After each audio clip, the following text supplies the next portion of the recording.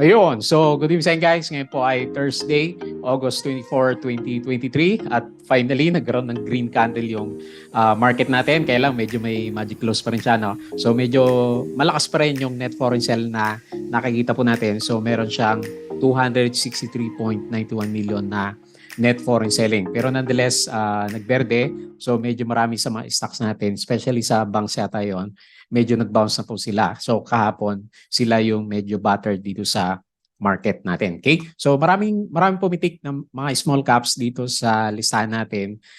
Yung mga sinusubaybayan natin last time, halimbawa si Plus, di ba? So umakyat na naman siya ng 2.79%, tama ba? So umakyat siya. So dire-diretso itong si Plus natin. So winner po yung mga holders natin sa kanya.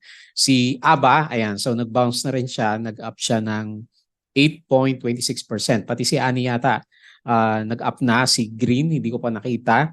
Etong si Ionics natin, so nag-up din siya 2.4%. Hindi ko alam bakit siya nanguna dito sa listahan, bakit siya pinag-usapan for today. Tapos si dito natin, so di ba alam natin yung kwento niya, yung dalawang big investors na bumili sa kanya. So ano daw, mas mahal pa yata yung yung tama ba yung par value na sinasabi kino-compare doon sa presyo na piso. Tapos si Mondi natin, so strong siya. So nag-up siya kahapon ng 9%, di ba? Pero ngayon, nag-stay siya. So nag-drop lang siya ng negative 0.57%. Tapos si Converge natin, drop siya 1.05, maliit lang naman. Kaya lang siguro kapansin-pansin sa kanya, net foreign sell ulit ng 15.6 million. So medyo malaki po yan. Ayan. So yun lang, yung pinaka-major issue natin sa market, wala pa rin po kasi yung foreign investors. Pero nonetheless, may mga nakikita na tayo na medyo good signs dito po sa mga stocks natin sa market naman. Okay? So hopefully, green day ulit bukas yung close natin. So disclaimer ulit guys sa mga bago po dito sa channel natin. As usual, yung ating review is for education purposes. So wag mong gagamitin to as a reason para mag-buy, sell, or hold ng ating stocks. Due diligence na lang po and then double check na lang po yung mga stocks na binibili mo naman. Okay? And then follow mo ako dito sa ating Palabi Trader na YouTube channel. Subscribe ka lang guys para updated ka dito sa mga reviews natin or join ka dito sa trading community kung sumali sa ating trading group naman. Okay? So check mo lang po yan. Yung ating mga daily uploaded videos. So si Woxa.com, yung pinakabago nating international broker. So pwede mo i-check yung review natin sa kanya. Maganda sa kanya. Meron siya yung parang sa eToro. Meron siyang copy trading. Okay? So company reviews, profit or loss, basic indicators, technical analysis. So papunta pa rin sa oversold yung mga stocks. Building your fundamentals is yung mga risk management natin plus yung PSE market studies natin. Then follow mo din ako dito sa Palabi Trader Crypto ko to. So hopefully balang araw bumalik yung mga cryptos natin. So check mo na po yung post natin.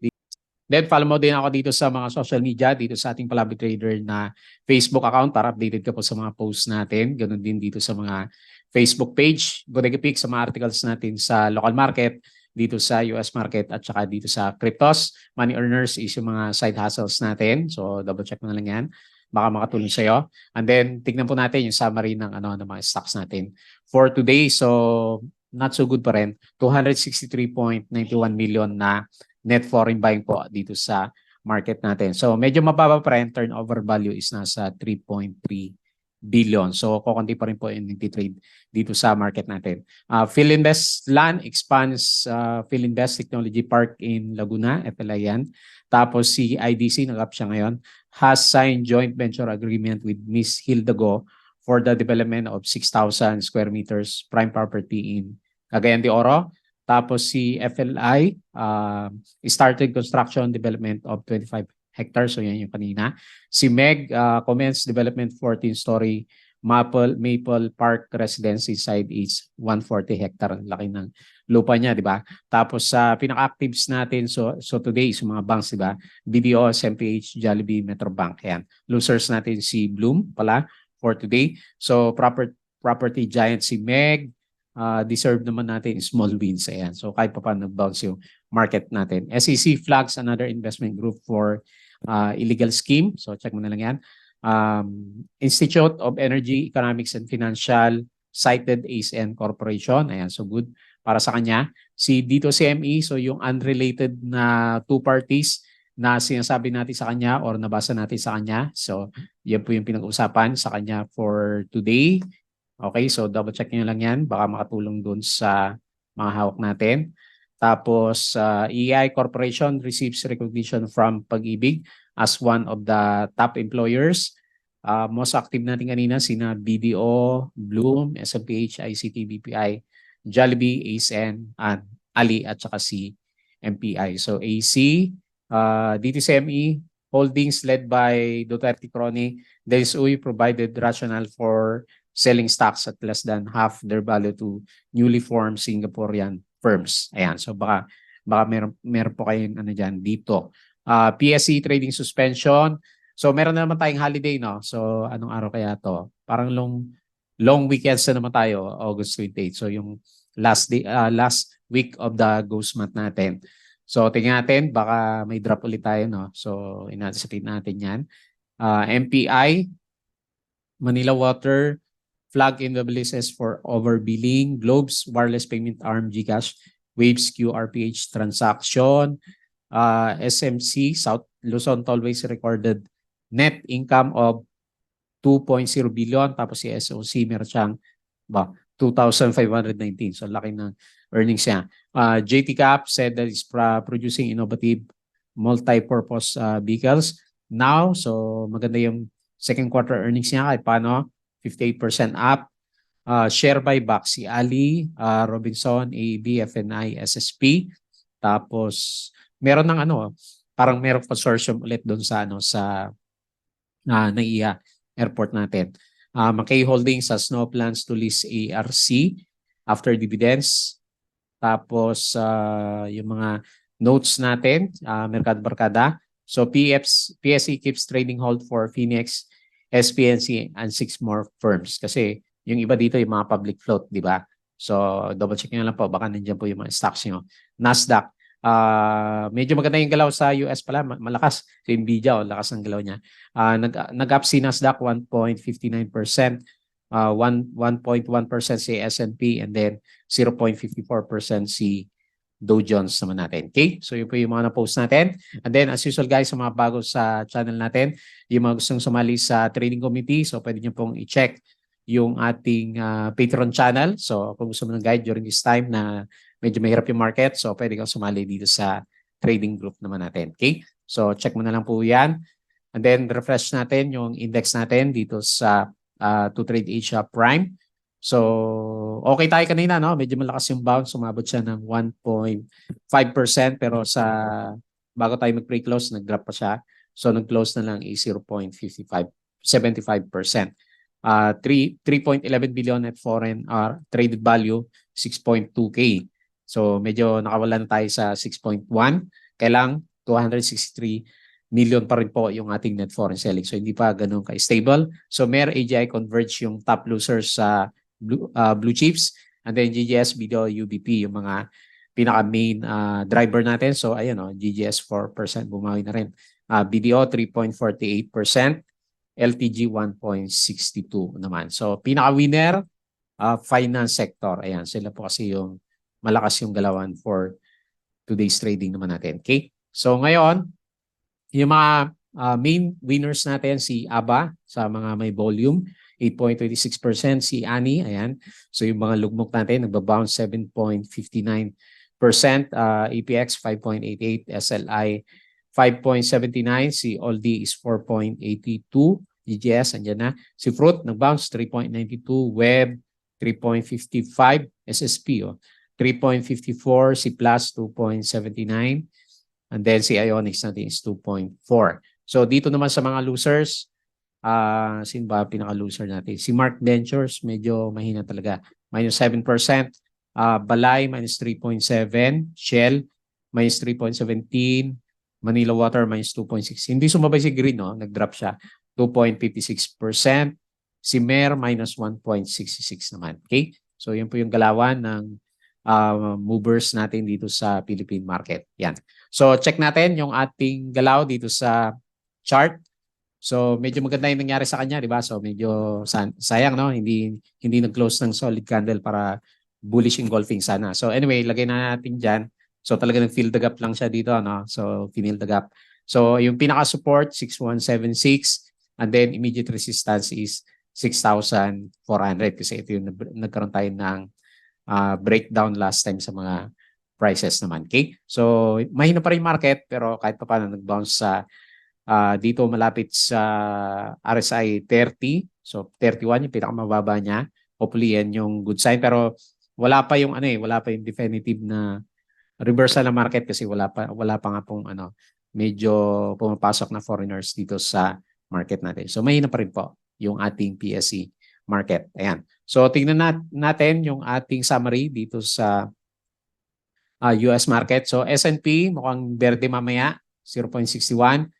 Dow Jones minus 0.05 and si Nasdaq lakas positive 1.23. So mukhang may rally na bounce dito sa US market. So okay sila kapon. So dito sa ng Europe okay na rin and then makita mo dito buong Asia is okay siya maliban sa India at saka dito sa New Zealand. Ayan. So the rest ang ganda puro berde. Ayan. So at least sumabay na rin po yung galaw ng Philippine markets natin. Okay? So tingin tayo dito sa cryptocurrencies natin. So based dito sa galaw natin, meron tayong, okay, so may reversal na ng konti. So Bitcoin is more than 26K, Ethereum 1.6, and then si BNB is market na ng 220 USD per BNB natin. Okay, so the rest okay din, Medyo maganda yata mag-trade dito sa bandang cryptos natin. So medyo okay na. So subside na. Medyo nawala na yung mga bears dito sa market natin. So good sign para sa start na reversal natin. So ganun din naman. Medyo malapit na matapos yung pinaka-ghost month natin. Okay? So pasadaan na lang natin yung ating mga stocks dito sa listahan natin. Unahin natin si Ionic. So medyo gumaganda rin yung galaw niya. Medyo siya kanina, nauntog ng konti.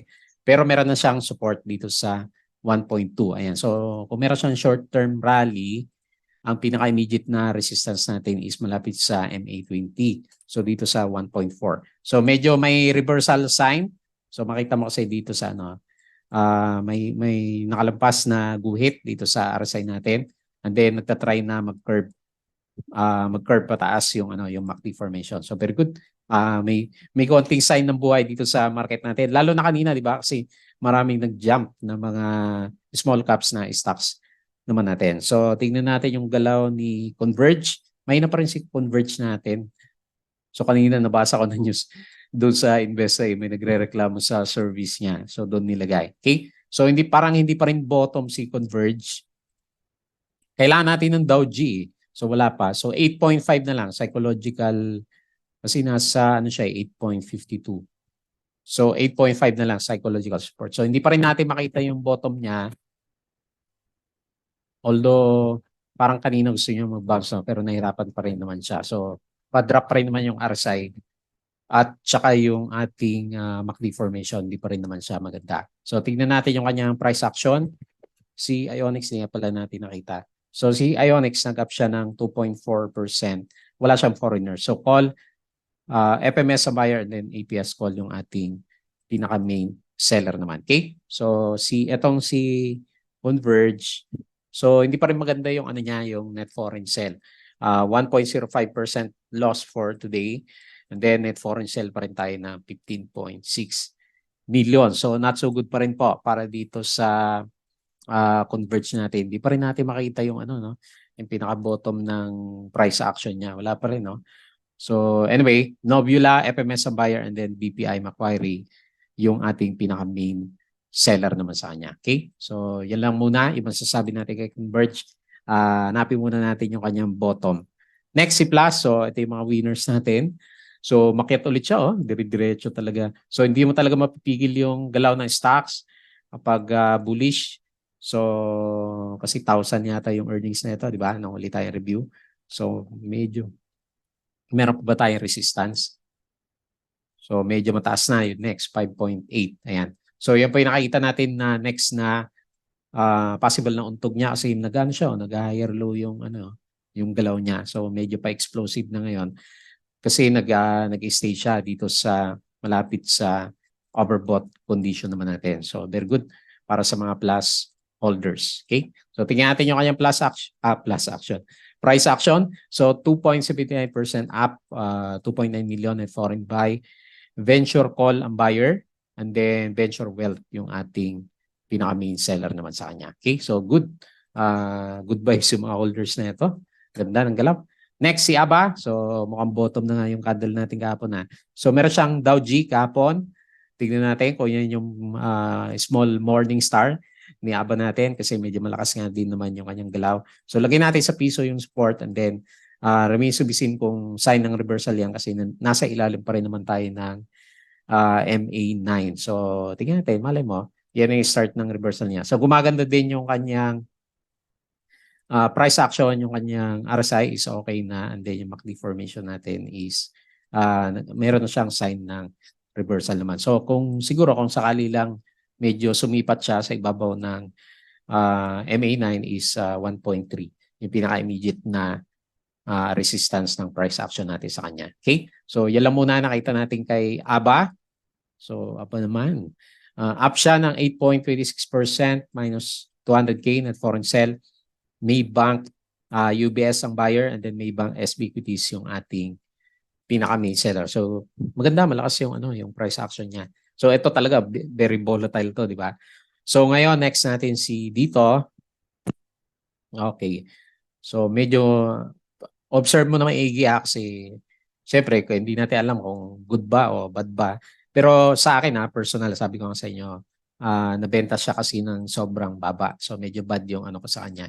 Pero nonetheless, para hindi kayo malito, mag-base na lang kayo sa price action. So ngayon, kahapon is medyo okay siya pero hindi niya kayang umakyat pa dito sa MA20 natin. So watch out na lang kung magkaroon siya ng breakdown kasi malayo pa naman 2.1, 2.2 yung pinaka main support. So medyo mahina pa rin yung RSI niya kasi below RSI 50. Okay? So dito sa price action natin, meron siyang drop na 1.32%, tapos 1 million at foreign buy. FMS call ang buyer, and then call FMS, siya din naman yung ating pinaka main seller. Ayan. So downtrend pa rin naman yung galawan ni dito natin. And then lastly, itong si Monte. So pinag-usapan siguro to kasi nga medyo strong po yung price.